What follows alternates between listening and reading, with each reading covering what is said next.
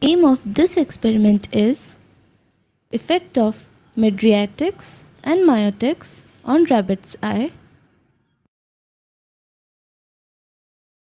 Objectives of this experiment are to understand the phenomenon of mydriasis and meiosis, to understand the phenomenon of cycloplegia and photophobia, to understand the phenomenon of paralysis of accommodation.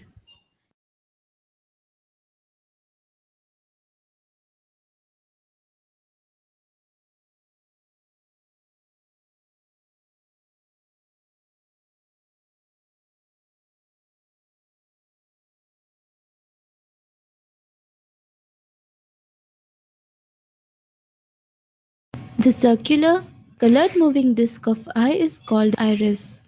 It is present in between cornea and lens. Pupil is the central aperture of iris. The pupil regulates amount of light entering inside the eye.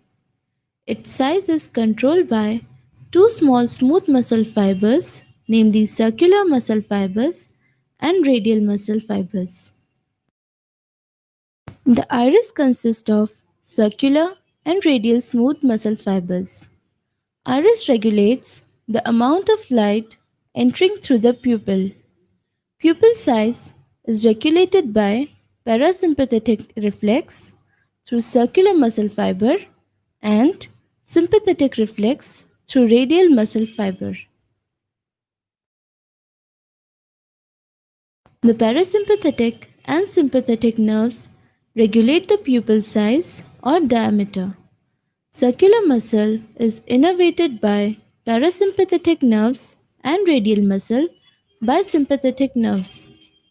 In bright light, circular muscle of iris contract due to stimulation of parasympathetic nerves and pupil size decreases. In dim light, radial muscles of iris contract due to stimulation by sympathetic nerves and leads to increase in pupil size.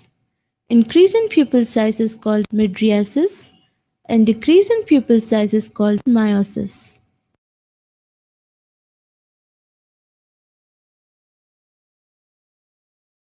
Drugs which increase pupil size are called mydriatics. Because of mydriasis, an individual can see objects which are far away but fails to observe objects which are nearer. This inability is called cycloplegia. Because of cycloplegia, person fails to respond to bright light.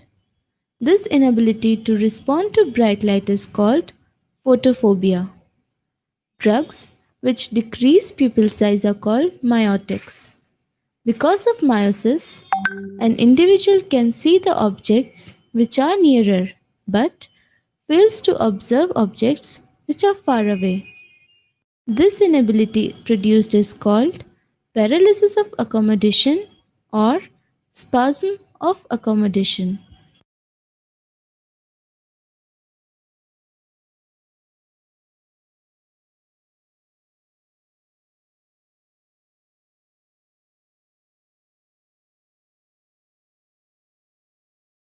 To study effect of mydriatic and meiotic on rabbit's eye, select an adult and healthy rabbit of either sex. Place it in a rabbit holder properly. Cut the eyelashes and whiskers of the eye of the rabbit with a sharp scissor. Check the corneal reflex, light reflex in right eye of the rabbit. Touch the cornea of rabbit's eye with cotton wick. The rabbit blinks the eye.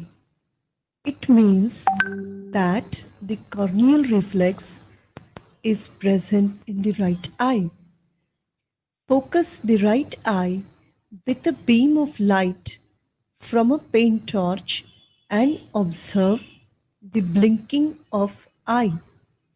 It means light reflex is present too. Measure the size of the pupil with the skill. Repeat the same observations in left eye of the rabbit.